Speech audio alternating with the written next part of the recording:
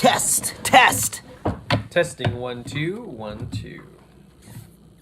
3. A-E-I-O-U. A-E-I-O-U. Sometimes Y. Sometimes Y. Did you ever have it sometimes Y and W? I swear that's what they taught me in grade No. 1. Like, sometimes Y and W. I went to a better school. Elementary school. All right. Hello And welcome to the March Patreon video. And we can do those silly mouths over top of it.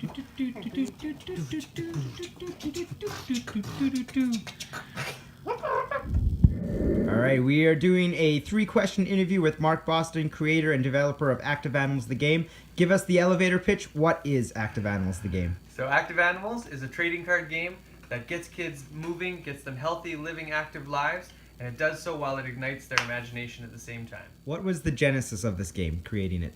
So the idea came about over 5 years ago. I spent 4 years at Red Deer College.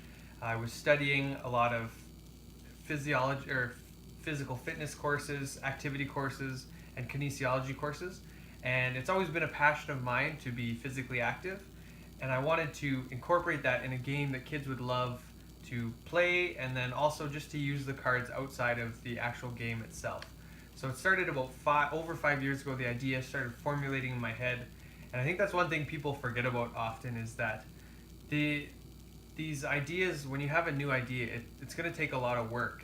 And if I had given up the first speed bump that I'd hit, this would have died, 5.5 years ago. But just slowly, I worked at it. I developed little ideas, aspects of the games, and then I met Tad about 5 years ago. He created all the artwork for the card game, and I just when I went to him, I approached him and said, "Hey, I have this idea. You've got the art skills. I've got the physical fitness skills. If we put our skills together, as my favorite movie star would say, we could do great things." And so from there, we slowly developed the game. It took that about two years to develop all the skills and the exercises and how they correlated and to make sure that the game was balanced. That took about 2.5 years, and I mean, even still, right up until the end, we were tweaking it. But the main idea took 2 years to develop.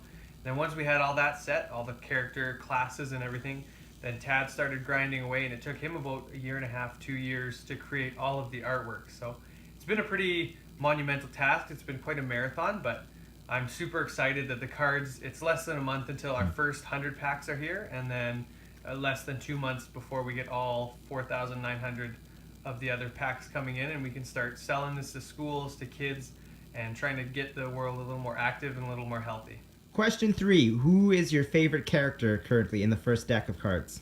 All right, so one of my heroes in the question before, I was kind of trying to do a play on some of their lines from the movie, but Nacho Libre is one of my favorite movies, and so I thought one of the characters that I'd love to have in this game would be a wrestler, and we kind of went with a luchador theme. So one of my absolute all-time favorite characters is this guy Falco, and he is a Peregrine Falcon, and he's also a luchador. So he's got the wrestling mask, and he's got some pretty sweet moves in the ring.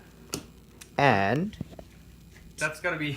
Just want to cut you off. That's all good. That's why we work together well, because we're friends, and I can beat you up later. That's true. And what is your favorite card in the game, in this first deck? So my favorite item, health kind of card, is the Chains of Galdoth. That's the best one. The reason why I love this card is because we have so much more planned than just the card game. We want to create a whole world with characters that have their own stories, their own personalities, and their own histories. And there's going to be so many cards that are going to get incorporated into the stories where they're kind of like relics from ancient times, things like that, where these heroes go for journeys to try and gather certain items that have great value or great importance. And so the Chains of Galdoth is one of the coolest cards.